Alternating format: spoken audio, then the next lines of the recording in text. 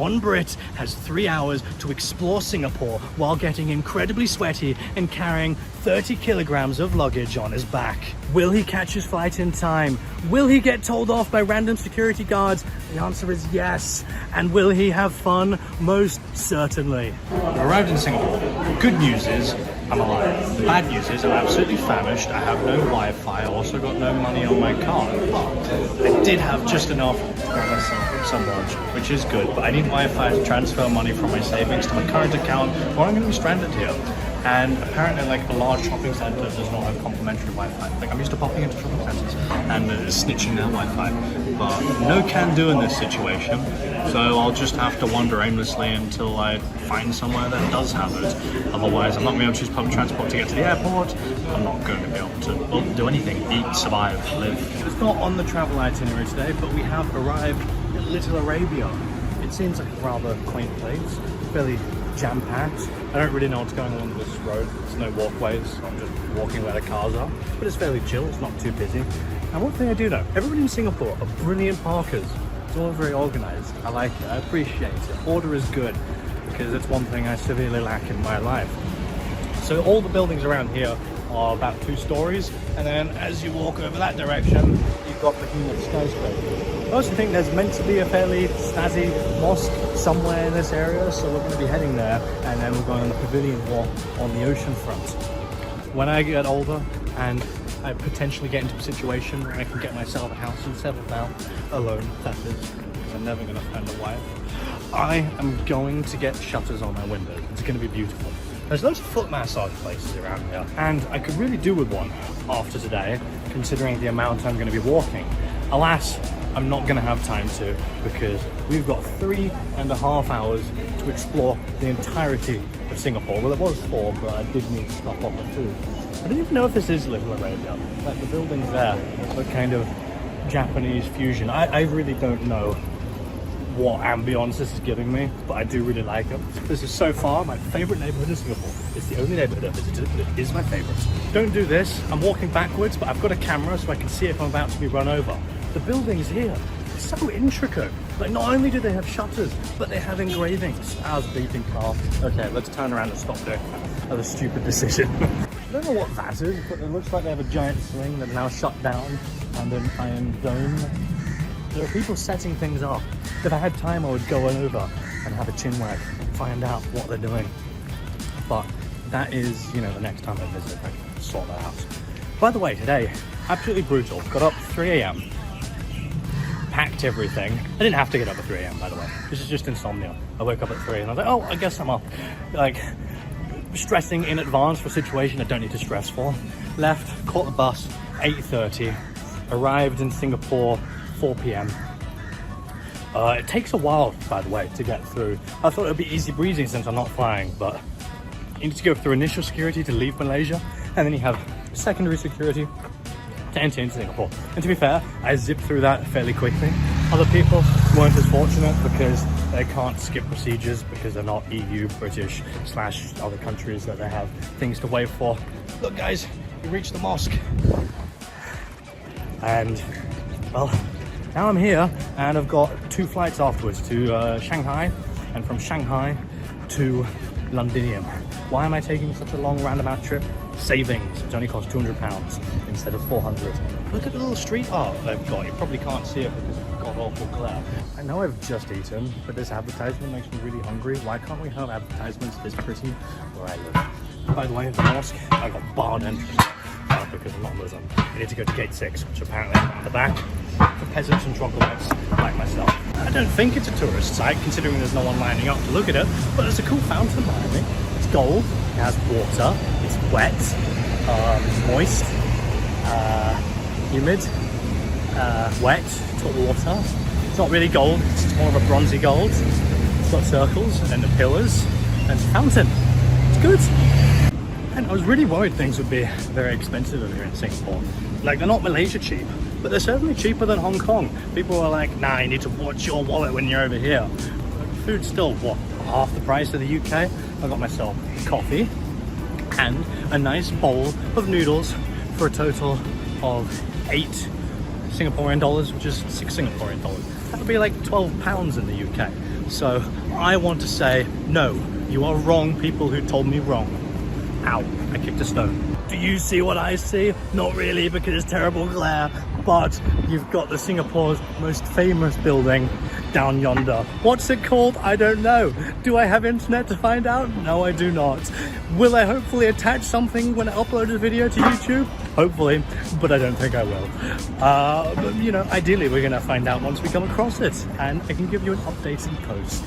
Nonetheless, we're only 10 minutes away from the Marina Front Promenade, where we can hopefully find spectacular views, hopefully. I kind of expected to walk over here to have like some more tourists. I'm the only person here except for a construction worker wheeling some cement around. So I've either gone horribly wrong, or this place is criminally underrated, or I am overrating it in my head. The good news is I found a weird marriage plane capsule. I don't know what it's for and why it's there, but it's interesting. But I certainly wouldn't just want to eat in a glass tube in the middle of nowhere looking out onto a busy road. But for people who have paid for that service, let me know if it was at all enjoyable. Okay, the end's in sight. I'm going to be a good law-abiding citizen. Also, this is a race car. I don't know what they're racing, if it's go-karts or Formula E, but it does look nicely fun. If I could drive and had a license, I would give it a whirl. And for those who want to go up the eye, it's a 30 to 40 minute journey all the way around, and it costs 40 Singaporean dollars, which is 35 US dollars-ish.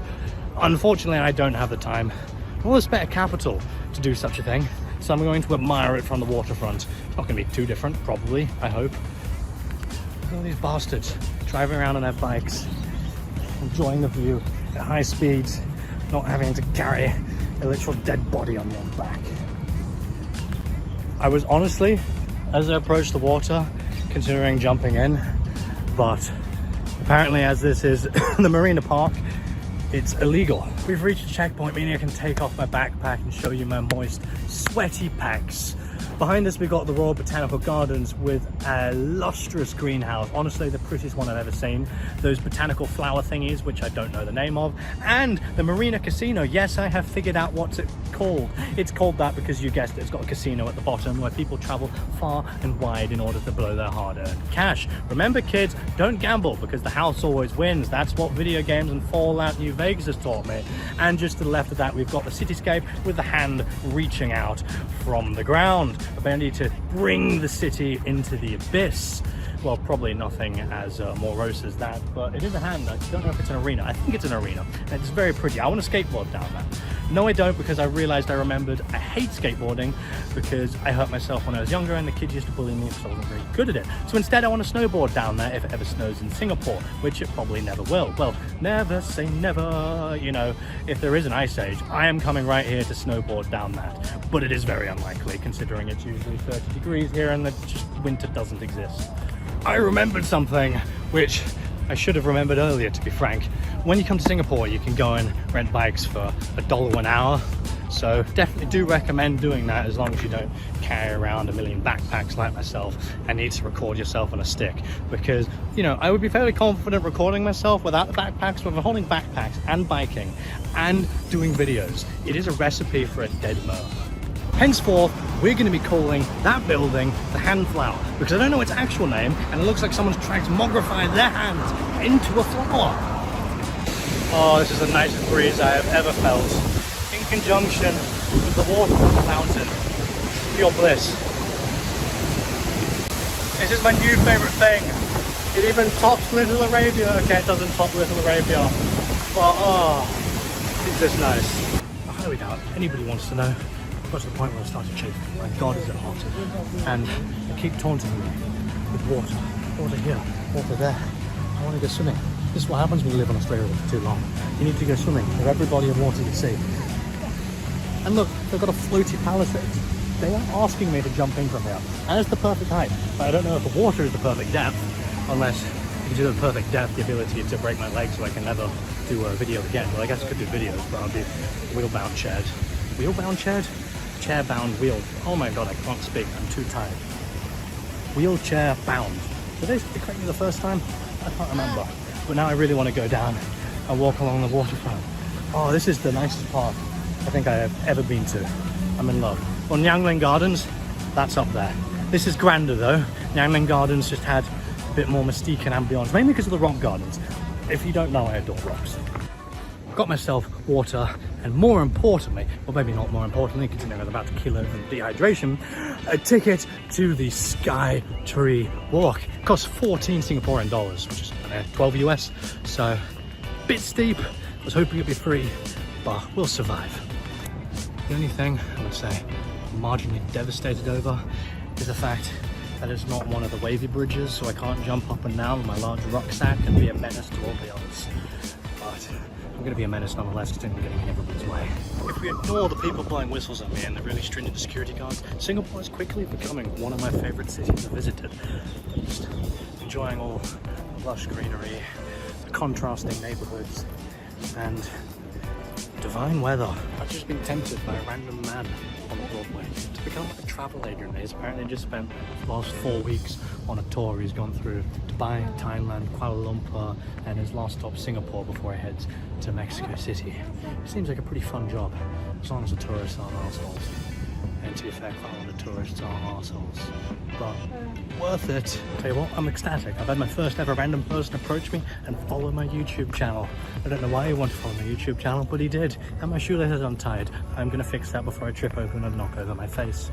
I meant trip over and knock out my teeth.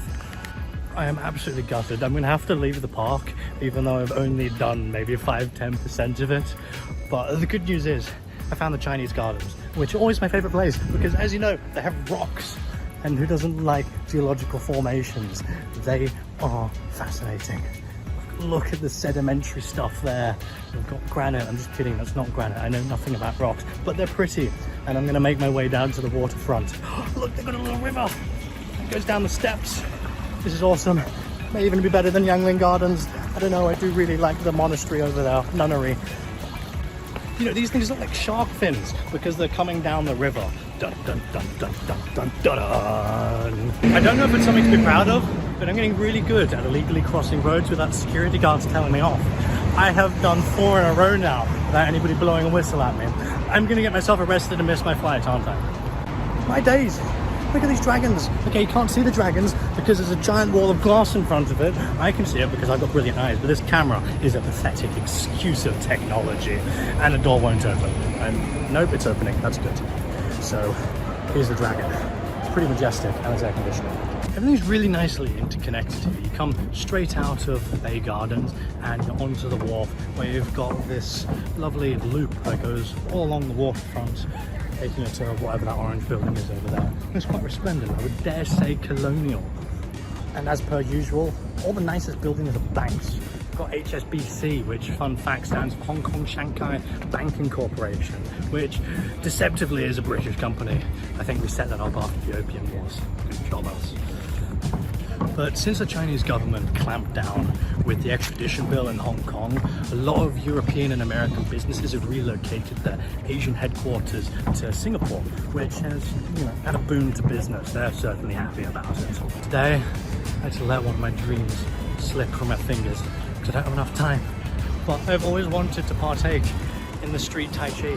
But every time I visit Hong Kong, I keep meaning, I'm going to do that, and then I run out of time. And alas, today I can't do it either. I think I'll be brilliant. I won't. I don't have the flexibility. I will look like some kind of corpse with rigor mortis, but oh well.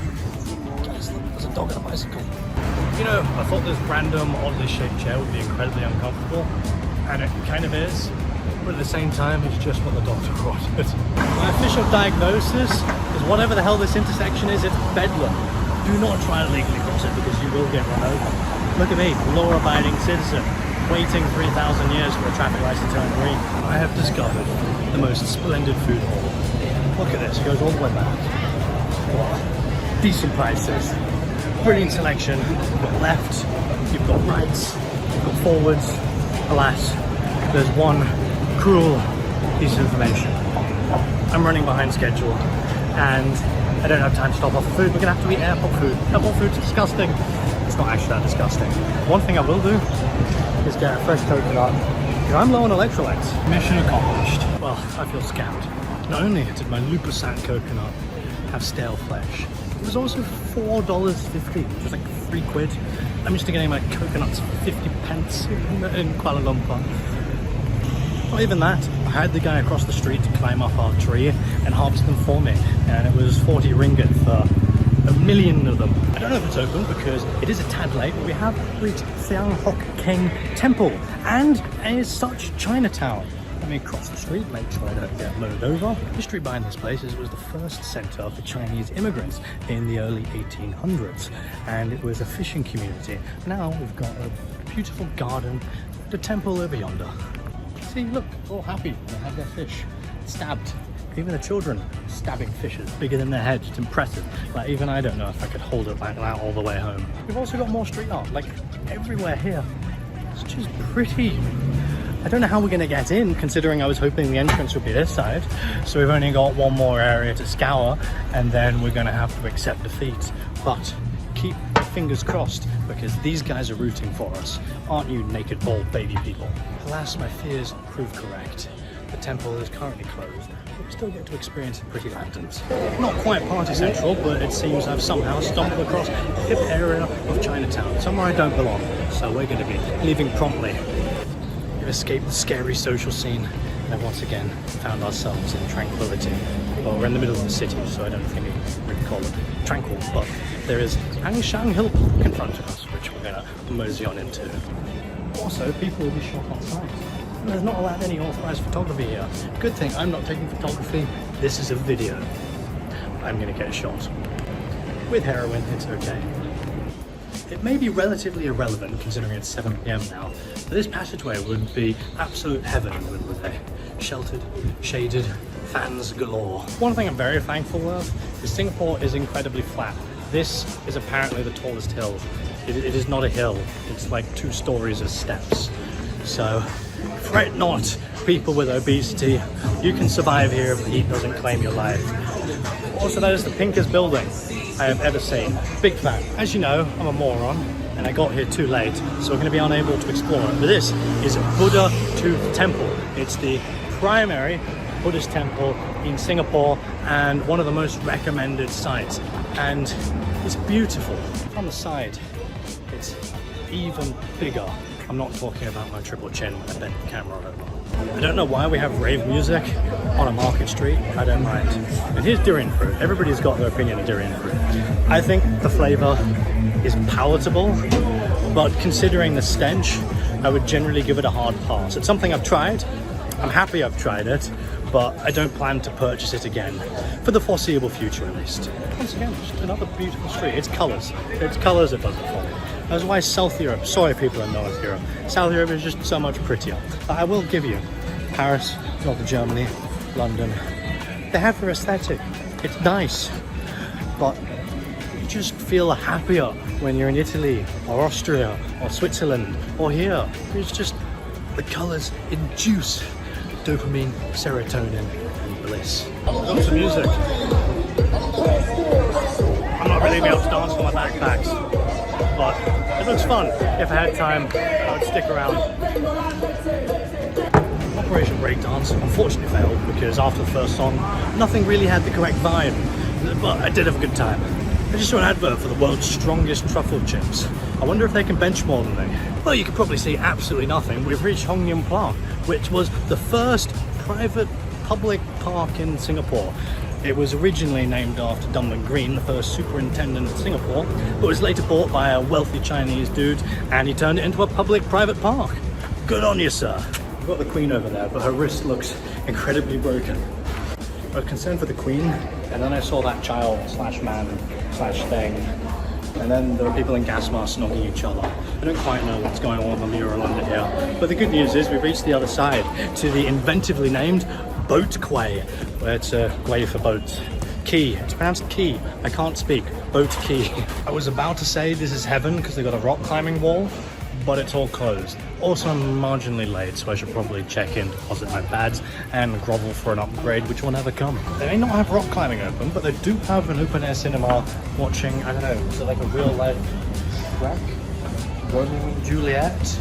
Honestly, I'm not up to date. Oh, Modern Cinderella. Let's see, got the slipper. You know when you go for a ticket that is half the price of every other one? You tend to get lines that wrap around like a snake. After an interminable wait at check-in, which clocked in over an hour and a half, we have made it through to Singapore Airport, renowned as being one of the grandest and best in the world, for two primary reasons, at least according to me: the butterfly garden and the koi fish ponds. We made it to the butterfly garden. Alas, I'm going to have to stand in front of the cocoon insulator because it's midnight and there's not enough light for the camera to operate.